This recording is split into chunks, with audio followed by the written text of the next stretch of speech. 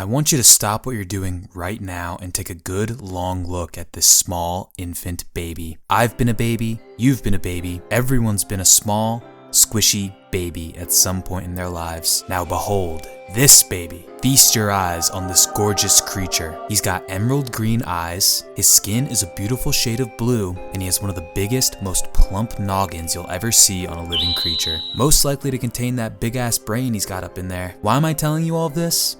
Because this baby should be praised as a god amongst men. But no.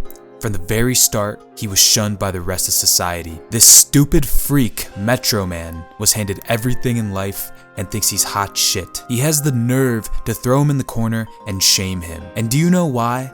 Because he's a scared, insecure little boy who is afraid of the blue genius's full potential. Who is this blue genius? His name is Megamind, and in this film, he is one of the most well thought out and heartwarming character arcs in the history of cinema. A sequel was recently announced for Paramount Plus, and I can say with 100% certainty that this is going to change everything.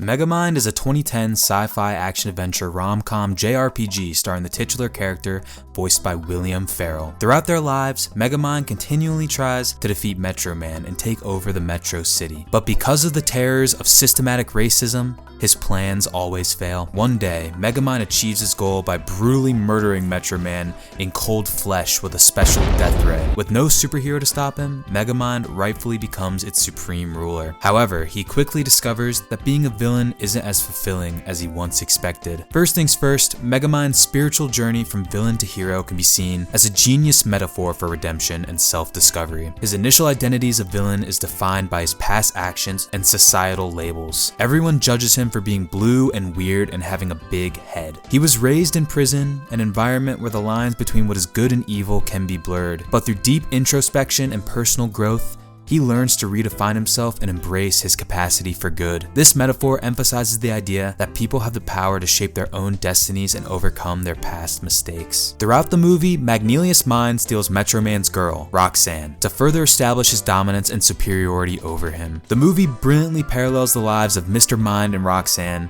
and emphasizes the similarities between them, highlighting their shared humanity despite their differences. They bond over their shared experiences of feeling misunderstood and marginalized by society. And beneath their goofy personalities, they find common ground in their struggles. This parallelism fosters a deeper emotional connection between the two lovebirds and reinforces the film's themes of empathy and acceptance.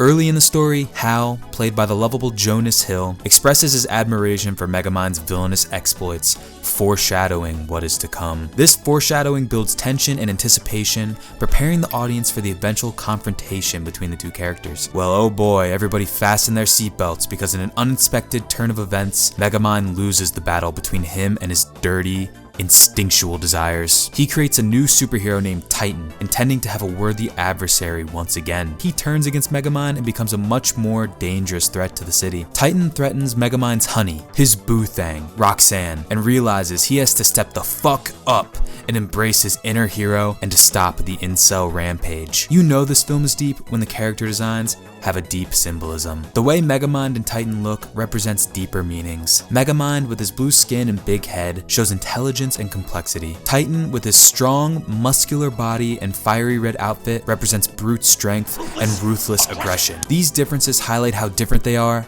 and make their conflict more visually interesting. Parallelism continues to be a big theme in the Megamind verse, as both Megamind and Hal experience personal journeys where they grapple with who they are and where they belong. Even though they face different challenges, they both struggle with questions of identity, and this similarity between them deepens their conflict and further blurs the distinction between hero and villain. The first film masterfully plants the seeds of Megamind's character arc, but this is just the beginning. A second film, Megamind vs. the Doom Syndicate, is getting ready to premiere, and if you thought Megamind had ascended into his final form, oh, you haven't seen anything yet.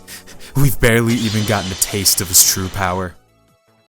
14 years. War, disease, poverty, hunger. Humanity has had to suffer through it all while he lurks in the shadows. Now at long last, he's finally back. And, oh my god, this looks amazing! He's back, and to start off with, they changed his voice actor to a gorgeous man named Keith Ferguson. Where's Will Ferrell? He's busy helping develop Gru Jr. into the protagonist he deserves to be. And If you want to watch that video, click the link here. But Ferguson steps in and offers vocal range that Farrell could only dream of. Magnesium and the rest of the crew have been beautifully rendered in glorious 2024 technology. His skin is that perfect shade of toilet bowl cleaner that made him look oh so tasty in the first one. And you can tell the animators worked their booties off to make the world feel as alive and as detailed as possible. The trailer touches all the bases you could ask for in a sequel. The biggest one being Megamind's deconstruction of the Doom Syndicate from within. The film sees him join the villainous group and pretend to still be evil in an attempt to save Metro City from their rampage. However, being raised in a hostile environment and spending years believing evil was in his genes, he wrestles with himself through an intense internal conflict over his primal instincts and his new life as a hero. Take this scene for example. During one of the Doom Syndicate's monstrous rampages, innocent civilians are seconds from fucking dying, and he makes this comment. It does not look good for them. Oh, right, I'm a hero now. In this moment, the voices inside his head are winning, screaming at him, "Let them die!" But no. Megamind is a changed man. Where his old self would relish in the murder of innocent civilians, he quickly snaps out of this trance and takes immediate action to save the day. Megamind proves that true heroism lies not in the succumbing to darkness, but in being the light of those in need. Another pivotal point in the highly anticipated sequel will be his bond with Weird Fangirl. Roxanne, move out of the way, because Weird Fangirl is taking center stage. During the trailer, it is revealed that she has been watching him from a distance since the beginning. She loved him as a villain, and his transition to the good side has made her love him even more. She's not like all these other fake-ass bitches who never believed in him and pointed and laughed at him when he was at his lowest. Throughout the film, they appear to slowly build a student-teacher type of relationship, and I think Megamind is drawn to her because he sees a little bit of himself in her. His parents sacrificed themselves for him when he was an infant, which left him without a consistent parental figure in his life. Where are her parents? She's out in the middle of the city by herself during an important press conference. Clearly, she's an orphan. Megamind's inner child wants to give this precious girl the adult presence he never got to have, which not only makes sense from a narrative standpoint in further developing him as a hero, but also sets up future projects with Weird Fangirl as his trusty sidekick. I mean, look, she used the training he did with her and launched a fucking piss missile to completely blow the brains off of one of those villains. She clearly has massive potential. Megamind 2 will be one of the most iconic works of fiction ever produced, and his character arc rivals that of even the great felonious Gru. In the words of the great philosopher himself, you can't trap justice. It's an idea, a belief. And in this sequel, Megamind's belief in justice and his resolve to do what's right will shine brighter than ever before, proving once again that even the most unlikely of heroes can change the world. Thank you for watching. Goodbye.